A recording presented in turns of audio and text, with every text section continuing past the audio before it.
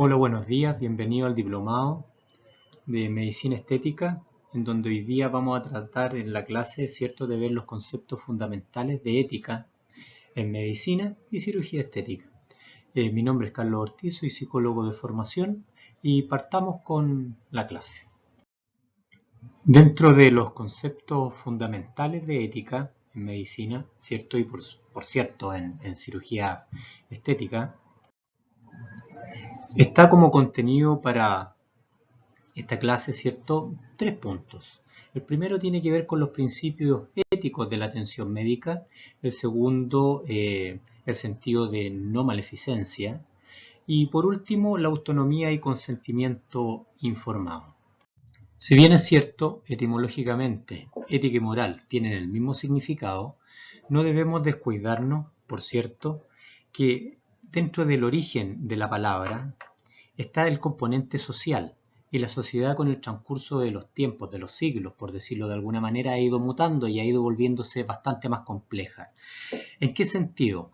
Principalmente en las formas que tenemos de socializar y de relacionarnos, y también en lo que tiene que ver con la comunicación. Y en ese punto en donde la comunicación más la globalización y las redes sociales han hecho que nosotros tengamos que adaptarnos a este concepto, y dependiendo de la vereda en donde nosotros nos planteemos, en donde nosotros nos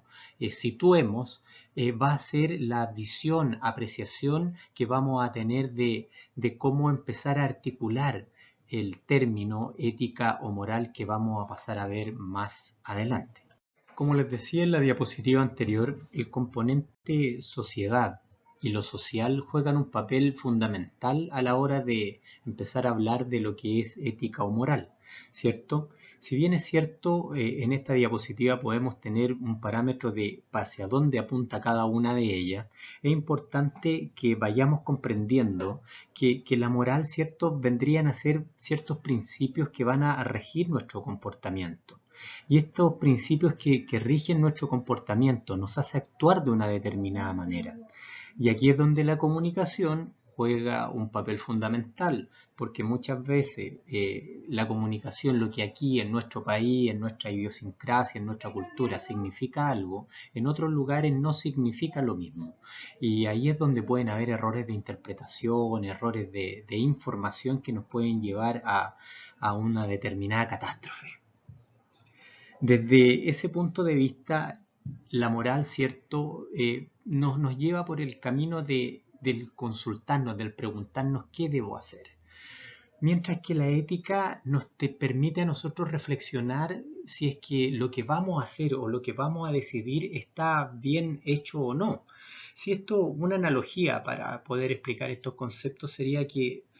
si existe una carretera, la carretera, ¿cierto?, sería la moral. Está con ciertas señalizaciones, lo que permite la sociedad o no, están con ciertos horarios y tarifados, que son lo que nosotros aceptamos o no aceptamos. Pero estos rieles que están todos demarcados, que tienen una ruta, que nosotros para esta analogía le llamamos moral, tienen ciertos componentes éticos. ¿Cuáles serían los componentes éticos? Si es que me paso o no me paso el tag, si es que oculto o no oculto la patente, si es que me voy por este carril o el otro. Entonces ahí es donde, si bien es cierto, están los parámetros marcados, está mi opción para poder guiar o no mi ser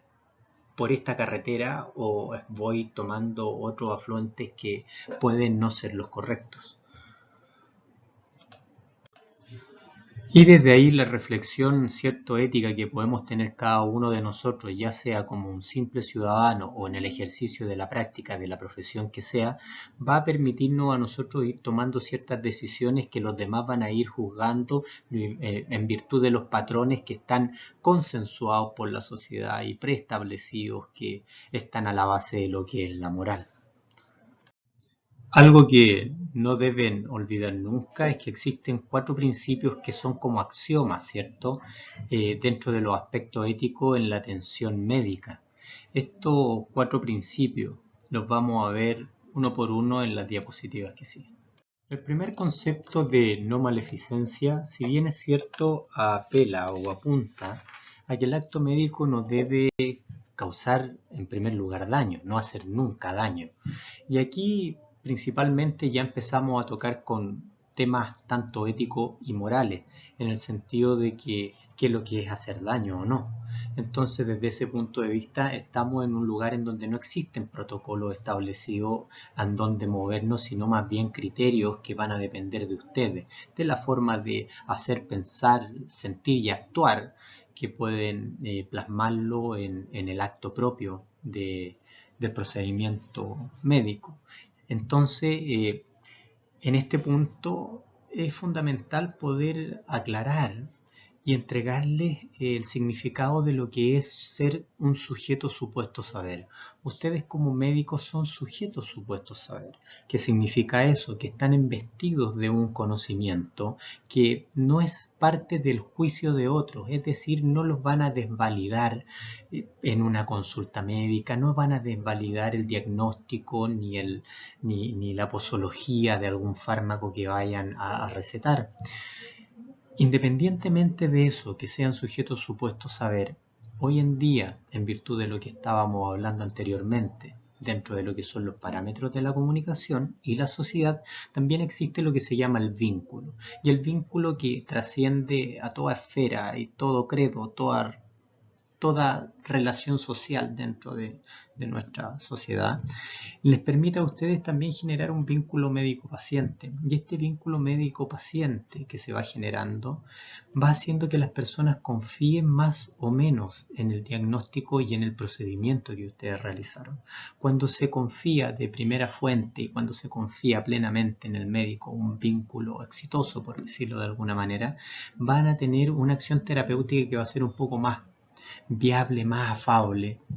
Cuando ocurre lo contrario, cuando el vínculo terapéutico, el vínculo médico-paciente no es el mejor, van a empezar los pacientes, si bien es cierto, no a cuestionar si es que el médico sabe o no, van a empezar a cuestionar en primera medida si es que lo que va a hacer es lo que se recomienda o no se recomienda. Y ahí es donde empiezan las dudas y es donde empieza el tema de la comunicación y la globalización, el internet, el consultar cuál es la reputación del médico en Google, ver qué es lo que pasa con la técnica que va a realizar, qué grado de éxito tiene, porque la gente hoy día está un poco más informada y dependiendo de el grado de decisión que puede tener respecto de la información o del procedimiento que se va a realizar, es el grado de cuestionamientos que empieza a tener. Bueno, no es lo mismo un procedimiento de urgencia en una urgencia, por así decirlo, valga la redundancia, de un hospital público, a estar tomando uno la decisión de querer ir a hacerse un procedimiento, ya sea un bypass gástrico, algún tema estético, etcétera. Entonces ahí es donde, dependiendo del contexto en donde ustedes empiecen a moverse, no dejar de lado el tema del vínculo. El vínculo les va a permitir a ustedes poder avanzar y no tener que necesariamente quedarse en algo que no tiene que ver con lo médico y es tratar de convencer al paciente que ustedes están en lo correcto. Siempre, por favor, a la base de que hay que considerar que el acto médico tiene que pretender, en primer lugar, como axioma, no hacer un daño. Complementando con lo anterior, con la diapositiva anterior, está cierto la beneficencia, que apunta a producir un beneficio para la persona. En este sentido, todos están, o la mayoría de ustedes que pueda tener a lo mejor alguna consulta médica o que pueda estar, ya no a estar atendiendo pacientes diariamente, ocupan el primer principio al hecho de no querer que se haga un daño y querer algo bueno para la persona, ya sea el tratamiento, ya sea la forma de poder aportar en la salud. Y por otro lado, la beneficencia, ¿cierto?, que es complementaria, es que esto que ustedes van a decidir como sujetos supuestos saber, investidos por un conocimiento tácito respecto de un tema en particular, les va a permitir un beneficio y este beneficio redunda o trasunta en cierta medida en la salud de su paciente.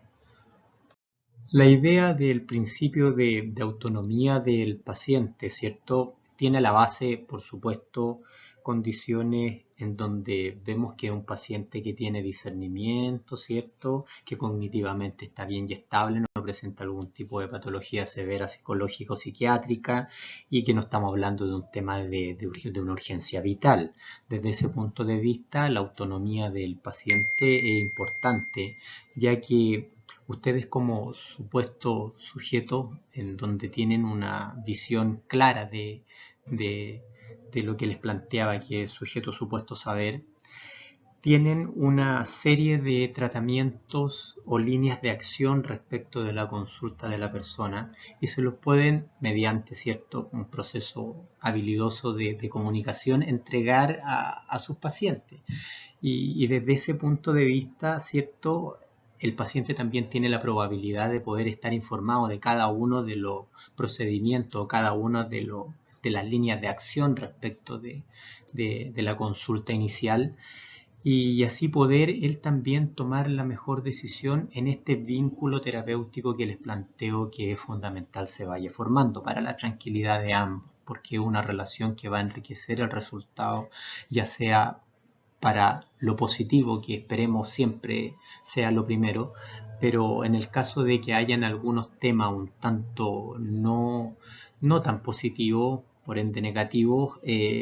también ir caminando de la mano y el vínculo puede aminorar efectos colaterales. Dentro de este punto es importante, ¿cierto?, empezar a hablar ya de lo que es el consentimiento informado, porque el consentimiento informado, ¿cierto?, viene a anular, por así decirlo, lo frágil que es la mente respecto de los recuerdos. Y muchas veces podríamos tener, o ustedes en la consulta, ¿cierto?, formar un vínculo adecuado, dejar las reglas bien establecidas, poder establecer también todos los parámetros de lo que se va a tratar, una intervención, un diagnóstico, algo a veces un tanto engorroso para quien lo escucha, quien entiende no el 100% de lo que se plantea. Por ende, ahí ya empiezan a haber ciertas susceptibilidades que es bueno aterrizar en un documento y este documento, ahí es donde nace el llamado consentimiento informado, que no es otra cosa que declarar de buena manera un acto y declararlo en un papel que va a permitir después que ambos no puedan desdecir lo que se dice. Hoy en día también, y volviendo a los temas sociales, el registro de propiedad, el registro de ya sea una determinada patente, una determinada propiedad, una relación se plasma en un contrato que es el matrimonio por el civil. Entonces nosotros estamos acostumbrados a poder tener un documento en donde yo poder revisar cuáles fueron, por así decirlo, los principios que se establecieron para nosotros poder regir este vínculo, los contratos de arriendo y así puede ser. Entonces el acto médico no está ajeno a esto. Y eso les permite un resguardo. Y ese resguardo va a ser que en definitiva, como les planteaba, la fragilidad de la memoria ya no sea un punto tan complejo. No hay mucho que agregar en este principio, si bien es cierto hay que tratar a cada paciente como corresponde y no pongo en duda que ustedes siempre llevan eso como axioma de la realización, ¿cierto?, de la praxis médica. Y recuerden también que esto tiene un contexto moral, es decir, si es que ustedes se salen dentro de estos parámetros, también van a tener el castigo social. El castigo social con la globalización que hemos venido comentando y el acceso a la tecnología, a veces también puede jugar una mala pasada. Siguiendo en el tema del curso, ¿cierto?, entre lo que es ética y moral y cómo nos vamos introduciendo lo que es la cirugía reconstructora, la cirugía estética o cosmética, bueno, teniendo la base que la ética y moral es como el aire, están en todos lados, pero nadie lo ve. Es algo que en cierta medida se encuentra en toda nuestra acción diaria, cotidiana, ya sea en la praxis clínica o no. Hay que diferenciar, ¿cierto?, en este caso, que una, por así decirlo, cirugía reconstructora va a estar, ¿cierto?, tratando de extirpar algo maligno que pueda tener la persona y se enfoca a disimular los efectos destructivos de un accidente. Pero por otro lado está la cirugía estética o cosmética, que está teniendo un boom hoy día en nuestra sociedad, y no solo acá en Chile, sino también a lo largo de Latinoamérica y el mundo. Entonces aquí es donde nosotros tenemos que empezar a pensar que si la finalidad de la cirugía estética o cosmética es cambiar algunas partes del cuerpo que le generan incomodidad al paciente, que le generan un cierto, por así decirlo, terror social o un tema de inseguridad o temas que son más bien de la rama de la psiquiatría, de la psicología y de la interacción propia de los seres humanos en la sociedad, ¿cierto? Nos entramos en un tema que ya tiene que ver con cómo abordamos la ética, la moral en la cirugía estética o cosmética, porque hay ciertos temas en donde uno puede también a lo mejor aquí querer disimular las líneas de expresión de la edad, acercarse un poco a lo que es la definición de belleza que veremos más adelante. La cirugía cosmética, ¿cierto?, ha visto como nicho un ser humano que a lo mejor tiene ciertas falencias respecto a su autoimagen, respecto, ¿cierto?, a querer ser distintos, por ende a encontrar una perfección en un concepto más acercado a lo que ellos pueden definir como belleza. Pero esta inconformidad que puede tener un ser humano respecto de su cuerpo, respecto de su ser, es lo que hace que vaya regulándose, ¿cierto?, también comercialmente esto de lo que es la oferta y la demanda. Si bien es cierto, por un lado hay bastante oferta, también la demanda ha ido incrementando, y desde ese punto de vista, ¿cierto?, la retribución del procedimiento ha ido también regulándose en virtud del tema comercial. Pero aquí es donde hay aspectos bioéticos que son dignos de conversar, dignos de profundizar. Cuando nosotros entendemos que hay un paciente que está enfrente de nosotros, en este caso de ustedes, para un tema médico, para un tema cosmético, principalmente, tenemos que, o tienen, mejor dicho, que empezar a plasmar la praxis del hacer en algo que le permita al paciente poder primero entender y primero también saber si es que lo que está accediendo es lo que realmente va a disminuir la condición que trae de base. Es decir, si yo vengo con un problema de autoestima porque mi nariz no es la que yo quisiera tener, voy a ver si es que a lo mejor con eso después no encuentro que mi cara no es lo acorde a lo como me va a quedar la nariz. Entonces ahí empiezan a haber varios patrones en donde es importante que ustedes sepan acompañar, que sepan entender que este comportamiento moral, ético, viene asociado a que hay un paciente que va a presentarse no en su pleno, en su vitalidad, en su plenitud. Va a estar con una insatisfacción marcada por algo que no le deja avanzar en su cotidianeidad, por decirlo de alguna manera. Por ende, está vulnerable. Y esa vulnerabilidad es algo que hay que reconocer. Primero, yo los invito a ustedes a que cuando vean un paciente que presente ciertas características que estén orientadas a la inseguridad, al tema de a lo mejor alguna pequeña tendencia depresiva, a aislarse, es un paciente bastante vulnerable. Y bastante vulnerable significa que la decisión que ustedes puedan tomar va a generar a lo mejor una seguidilla de insatisfacciones que va a terminar en una persona constantemente pasando al quirófano. Y ahí es donde está el componente cierto bioético, porque si bien es cierto comercialmente eso podría ser viable, a lo mejor bioéticamente no tanto.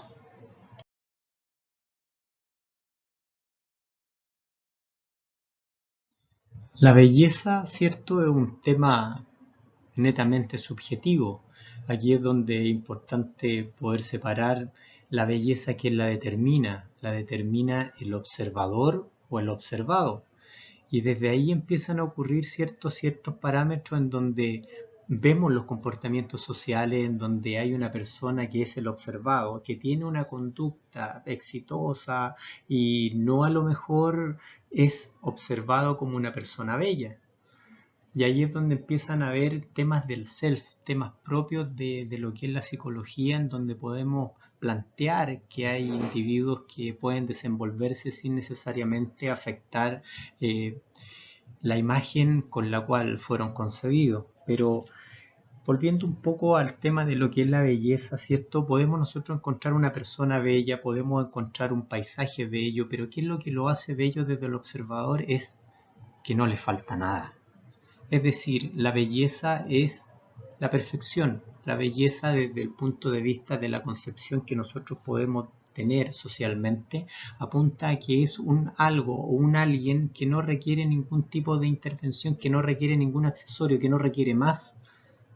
porque tiene todo lo que se requiere. Y desde ese punto de vista es de donde hay que establecer que un juicio estético, ¿cierto?, no tiene que ver con un concepto, porque no sigue una lógica que permita hacer un juicio, sino más bien, ¿cierto?, tiene que ver con quien está contemplando, y por ahí es donde, insisto, el vínculo que ustedes puedan establecer, no solo en lo que es la cirugía estética, sino más bien el vínculo médico-paciente, les va a permitir poder tener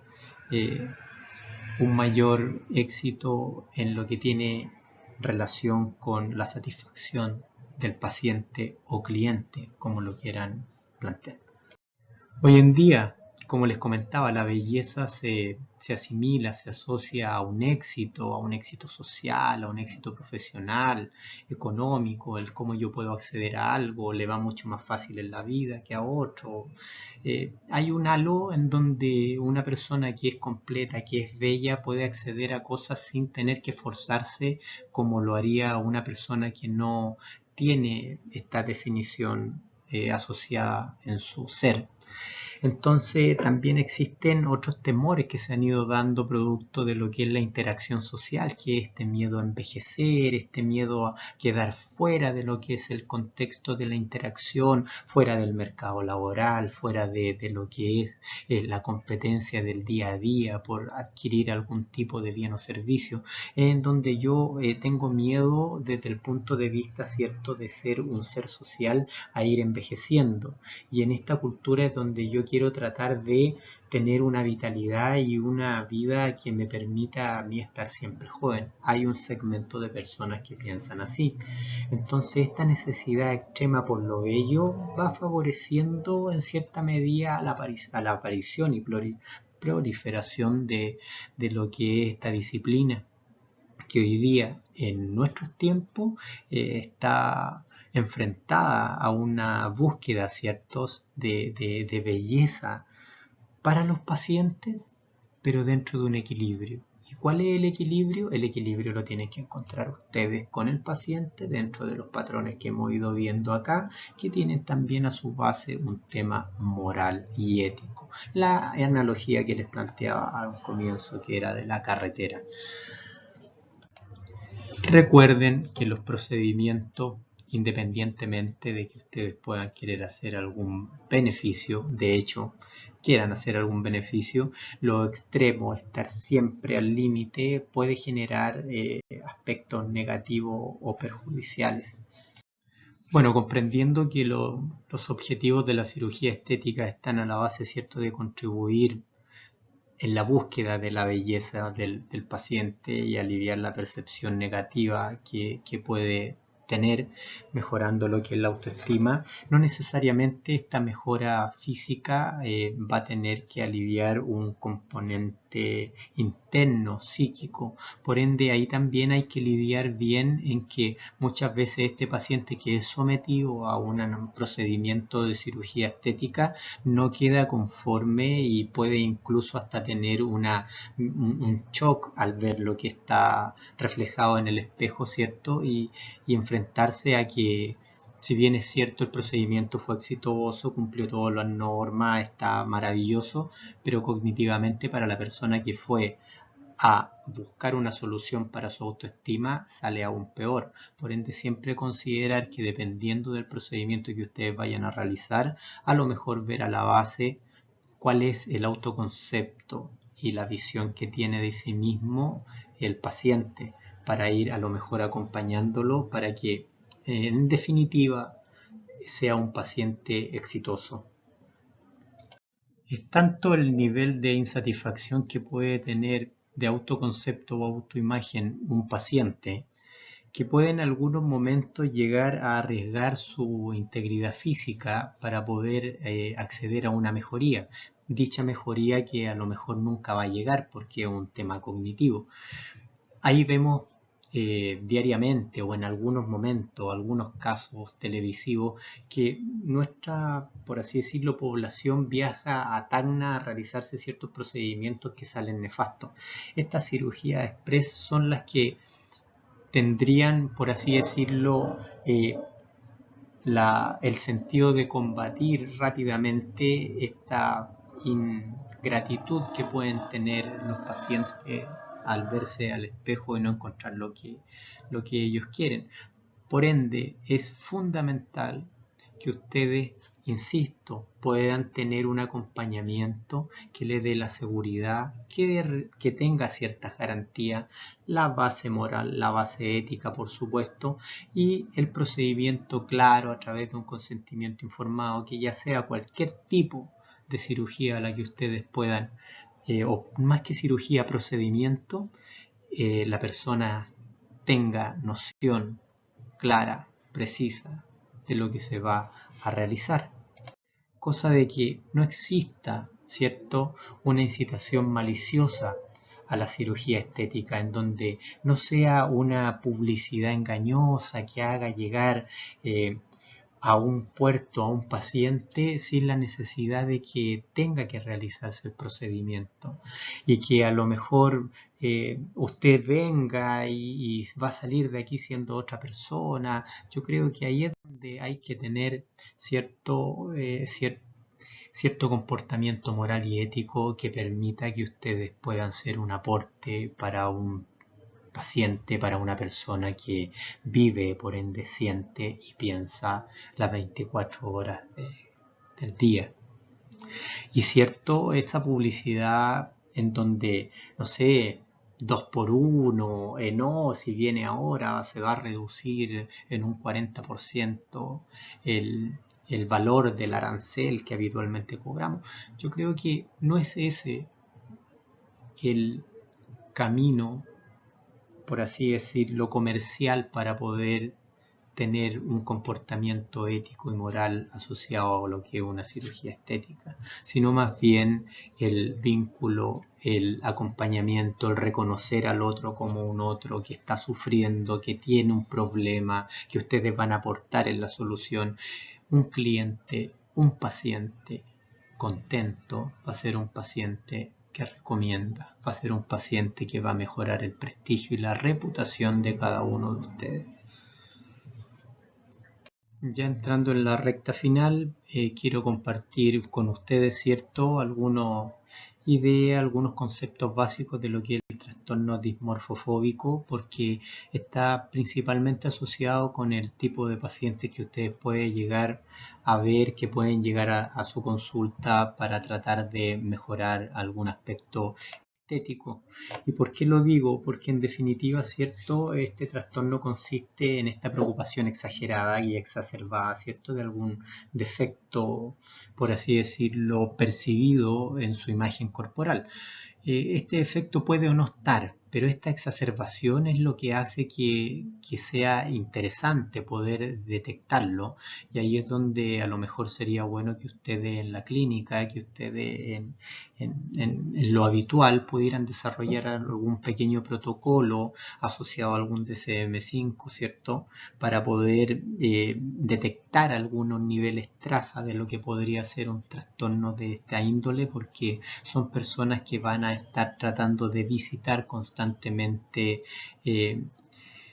van a tratar de estar queriendo solucionar algo que no es solucionable estéticamente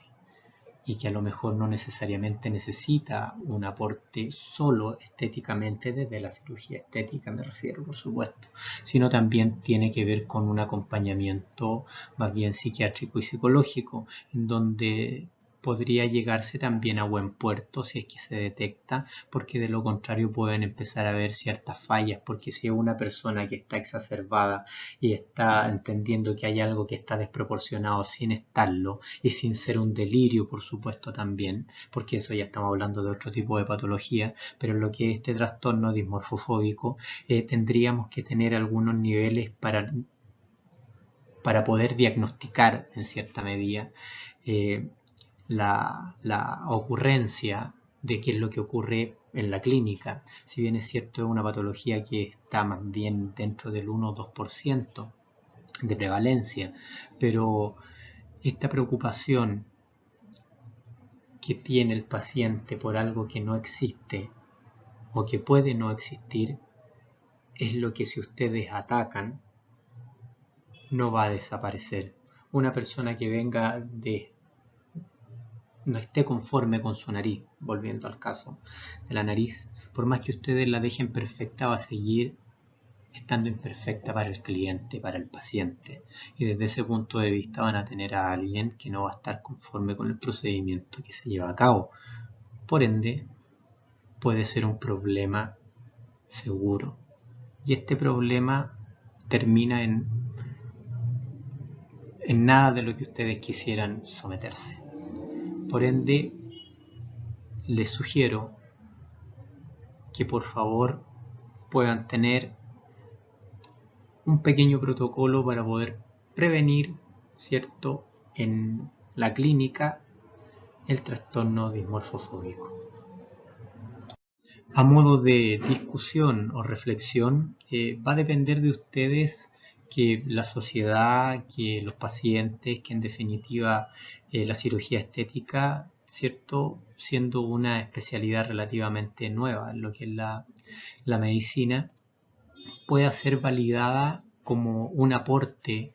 como un arte y como una ciencia médica que se va a regir por normas bioéticas y que vaya a tener como fin aliviar